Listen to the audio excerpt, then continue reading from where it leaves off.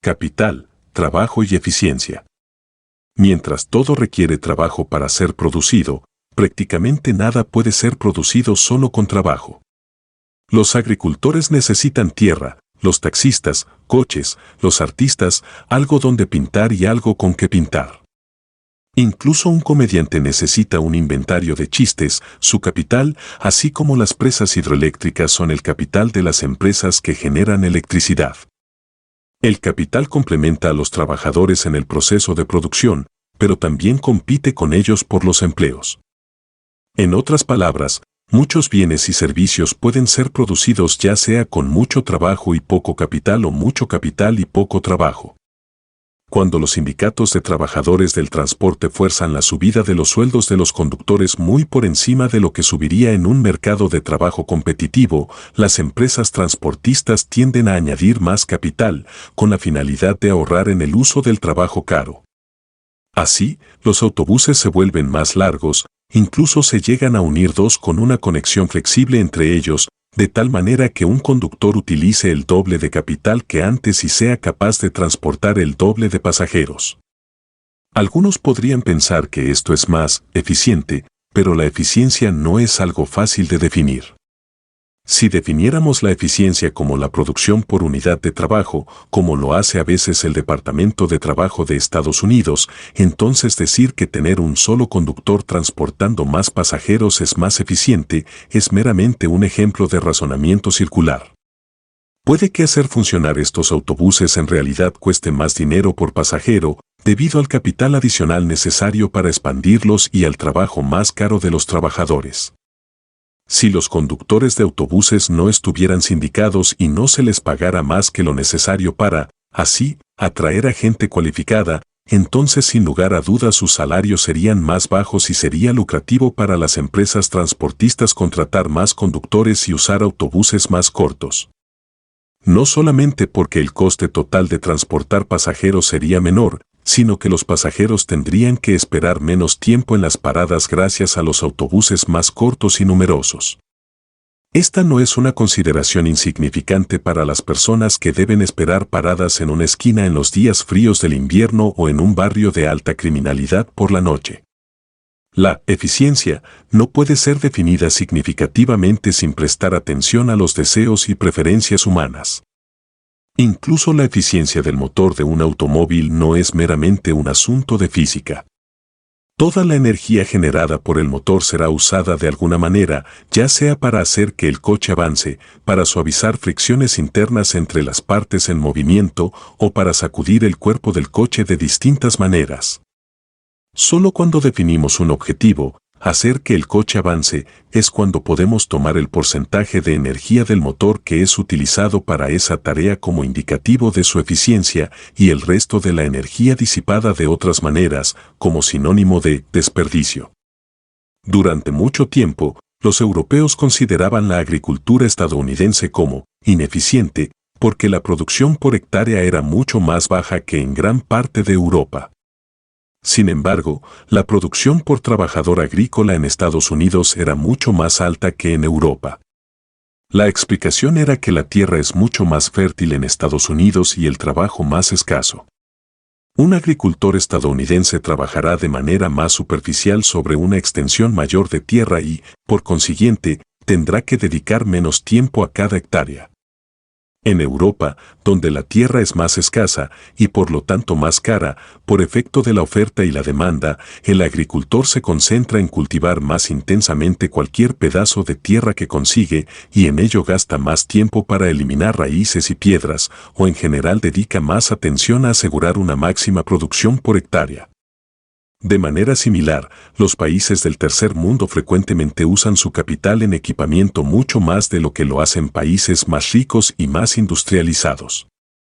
Por ejemplo, herramientas como un martillo y un destornillador pueden existir en tal abundancia en Estados Unidos que cada trabajador en una fábrica o en un taller puede tener uno propio, pero eso es mucho menos común en un país más pobre, donde dichas herramientas tienden a ser compartidas, o más compartidas, que entre los estadounidenses que trabajan en las mismas cosas. Observado desde otro ángulo, cada martillo en un país pobre tiende a clavar más clavos por año, dado que es compartido entre más personas y está menos tiempo desocupado. Esto no hace que el país más pobre sea más eficiente. El tema es que la escasez relativa es simplemente diferente. El capital tiende a ser más escaso y por lo tanto más caro en países pobres, mientras que el trabajo tiende a ser más abundante y por tanto más barato. Los países pobres tienden a economizar en el factor más caro, de la misma manera que los países ricos economizan en un factor diferente que es más caro y escaso allí, a saber, el trabajo. En los países ricos, es el capital el que es más abundante y barato, mientras que el trabajo es más escaso y caro. Cuando un tren de mercancías entra en una plataforma intermodal de mercancías, se necesitan trabajadores para descargarlo. Cuando llega a medianoche, puede ser descargado allí mismo, de manera que el tren pueda continuar, o puede dejarse en una vía muerta hasta que los trabajadores lleguen a la mañana siguiente para descargarlo. En un país donde el capital, como los vagones de carga de un tren, son muy escasos y el trabajo es más abundante, tiene sentido tener trabajadores disponibles las 24 horas, de manera que los vagones puedan descargarse inmediatamente y que este recurso escaso no esté ocioso. Sin embargo, en un país rico en capital, puede resultar más económico dejar que los vagones de carga queden parados en una vía muerta y que esperen al día siguiente para ser descargados, en lugar de tener trabajadores caros esperando ociosamente hasta la llegada del siguiente tren. Este no es un asunto que afecte tan solo al salario de estos trabajadores particulares o a los gastos monetarios de esta particular empresa de ferrocarriles.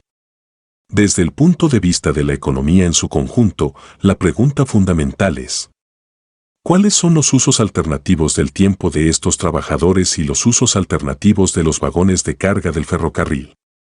En otras palabras, no es solo una cuestión de dinero. El dinero tan solo refleja las realidades subyacentes que serían idénticas en una economía socialista, feudal o en cualquiera que no sea una economía de mercado. La pregunta de si conviene dejar los vagones de carga esperando ociosos a que lleguen los trabajadores o dejar a los trabajadores esperando ociosos a que lleguen los vagones depende de la escasez relativa de trabajo y capital y de su productividad relativa en usos alternativos. En la época de la Unión Soviética y la competencia de la Guerra Fría, los soviéticos solían presumir del hecho de que un vagón de mercancías soviético transportaba más carga por año que lo que transportaba un vagón de mercancías promedio en Estados Unidos. Sin embargo, lejos de indicar que su economía era más eficiente, esto mostraba que los ferrocarriles soviéticos carecían del abundante capital de la industria de ferrocarriles estadounidense, y que el trabajo soviético tenía usos alternativos de su tiempo menos valiosos que el trabajo estadounidense. De manera similar, un estudio sobre economías de África Occidental a mediados del siglo XX había señalado que los camiones allí están en servicio 24 horas al día por 7 días a la semana y por lo general se encuentran abarrotados de pasajeros y carga. Por motivos similares, los coches tienden a tener más larga vida en los países pobres que en los países ricos. No solo conviene a los países pobres tener sus propios coches en uso durante más tiempo, sino que les conviene comprar coches usados de los países ricos. En tan solo un año, 90.000 coches usados de Japón se vendieron en los Emiratos Árabes Unidos. Dubái, uno de esos emiratos, se ha convertido en el centro de venta de estos vehículos a otros países del Oriente Medio y africanos. The Wall Street Journal informó, muchas ciudades africanas están saturadas de vehículos Toyota, a pesar de que allí se vendieron muy pocos coches nuevos. En Camerún, los taxis son coches Toyota viejos y abollados, que cargan 4 pasajeros atrás y 3 delante. Incluso los coches que necesitan reparaciones se venden internacionalmente. Los exportadores de Japón también envían miles de coches abollados o maltratados. Los mecánicos en Dubái pueden reparar los vehículos por una pequeña fracción del precio en Japón, donde los altos costes laborales lo convierten en uno de los lugares más caros del mundo para reparar un coche. En líneas generales, a los países ricos les conviene descartar sus coches, neveras, máquinas de coser y otros equipamientos importantes en menor tiempo de lo que conviene a los países pobres. Y esto no es cuestión de darse el lujo de desperdiciar. Sería un desperdicio continuar reparando estas máquinas cuando con el mismo esfuerzo, en otras áreas de la economía japonesa o estadounidense o alemana, se producirá riqueza más que suficiente para proveer máquinas de reemplazo. Pero no tendría sentido que países más pobres, cuyos usos alternativos de tiempo no son tan productivos, descarten sus máquinas con la misma frecuencia que lo hacen los países ricos. El hecho de que el trabajo sea más barato en Dubái que en Japón no es simplemente una casualidad. El trabajo es más productivo en los países más ricos. Esa es una de las razones por las que estos países son más prósperos en general. La venta de equipamiento usado de países ricos a países pobres puede ser una manera eficiente de manejar la situación para ambos tipos de países.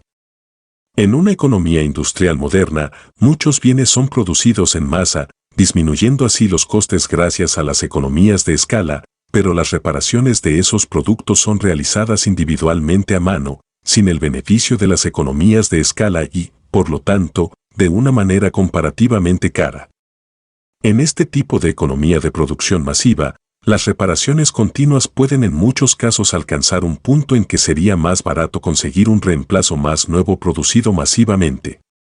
El número de talleres de reparación de televisores en Estados Unidos no ha crecido al mismo ritmo que el número de estos, dado que la producción masiva ha reducido sus precios hasta resultar más barato reemplazarlos que repararlos cuando tienen desperfectos. Y esto no solamente ocurre con los televisores. Según The Wall Street Journal, en 2005, los estadounidenses se deshicieron de 2,6 millones de toneladas de bienes electrónicos como residuos, incluyendo varios equipos de VCR, DVD y ordenadores. Un libro de 2 economistas soviéticos señalaba que en la Unión Soviética el equipamiento es interminablemente reparado y remendado, de manera que la vida útil promedio del capital contable en la Unión Soviética es de 47 años, mientras que en Estados Unidos es apenas de 17.